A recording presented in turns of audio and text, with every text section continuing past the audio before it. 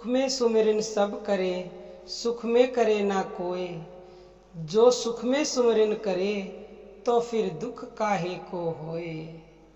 जो इंसान इस दोहे के भाव को समझ लेगा, ये नहीं है कि खाली ऊपर से सुन लिया और सुन के ऐसे ही भूल गए, क्योंकि सुख ऐसी ही चीज होती है, जब इंसान के पास सुख आ जाता है तो वो पिछली सारी बातों को भूल जाता है। और सबसे मेन बात तो ये है कि जिसकी वजह से ये सुख मिला है, इंसान उस सुख की खुशी में मस्त होकर उस परमपिता परमेश्वर को ही भूल जाता है।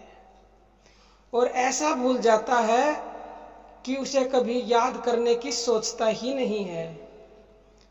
तो आज इसी विषय पे मैं आपसे बात कर रही हूँ कि देखो, दुख सुख तो संसार में सबके साथ लगे हुए हैं, लेकिन जो इंसान सुख में भी भगवान को कभी नहीं भूलते, तो भगवान ऐसे भक्तों के पास दुख को फटकने भी नहीं देते। इस सृष्टि में हर जगह, बल्कि कण कण में गतिशीलता दिखाई देती है। कोई चीज बनती है या बिगड़ती हुई नजर आती है। संयोग वियोग भी संसार में लगातार होता दिखाई देता ही है। यह कर्म आदि काल में भी था और आज भी है। विज्ञान ऐसा कहता है कि जल की मात्रा जितनी आदि काल में थी उतनी आज भी है। वह कम ज्यादा नहीं है, मतलब पहले भी उतनी ही थी और आज भी उतनी ही है। फिर भी संसार में कहीं तो बहुत अधिक सूखा पड़ता है और कहीं इतनी ज्यादा बारिश होती है कि बाढ़ आ जाती है। ऐसा क्यों?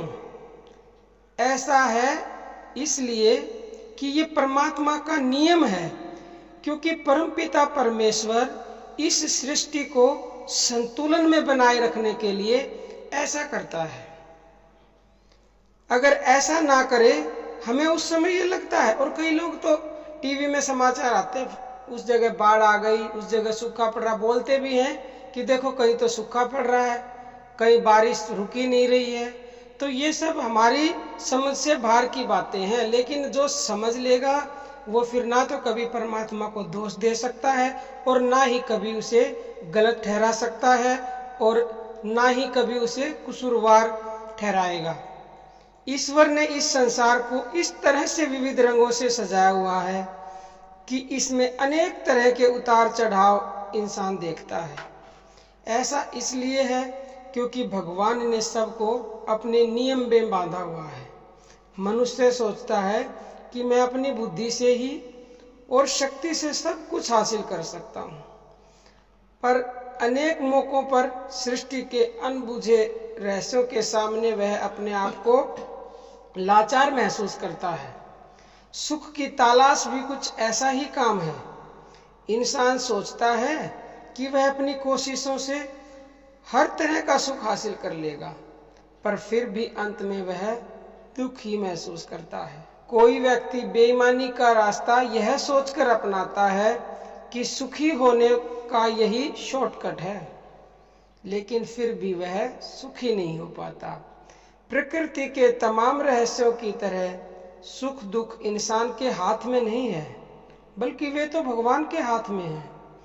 ठीक उसी तरह जैसे मान अपमान, हानि लाभ, जन्म मरण, सब कुछ परमात्मा के हाथ में होता है।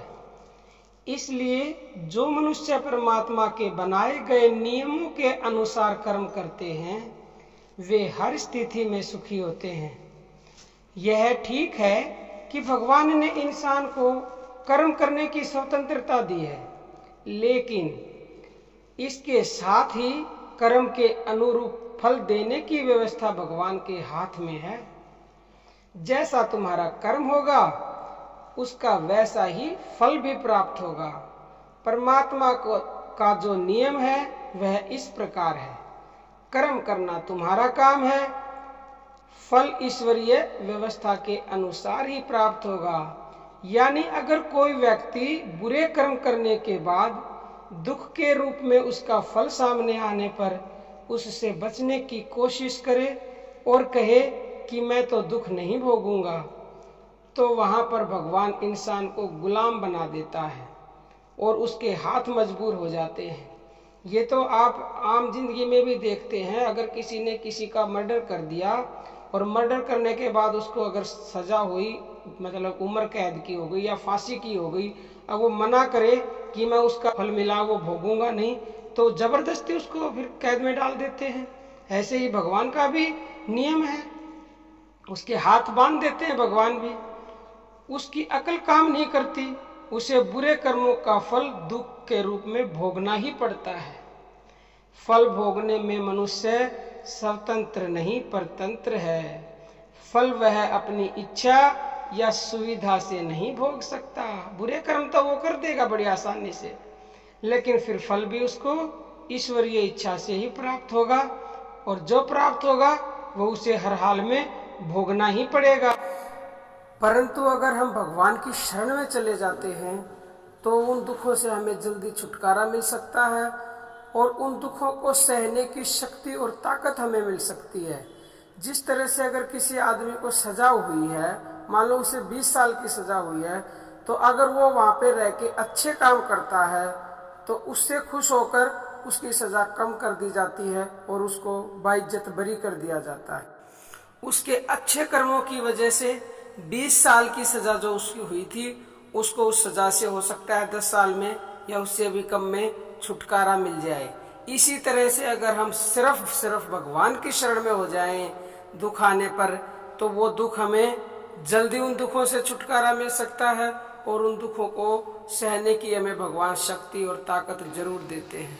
तो प्यारे भक्तों, अगर आप चाहते हो कि आपको कभी भी दुख ना हो तो आप भगवान को कभी ना भूलें, यानी जब सुख आए तो भी आपको उनको हमेशा याद रखना है। अब हम अपनी वाणी को विराम देते हैं। जय श्री कृष्ण प्यारे भक्तों।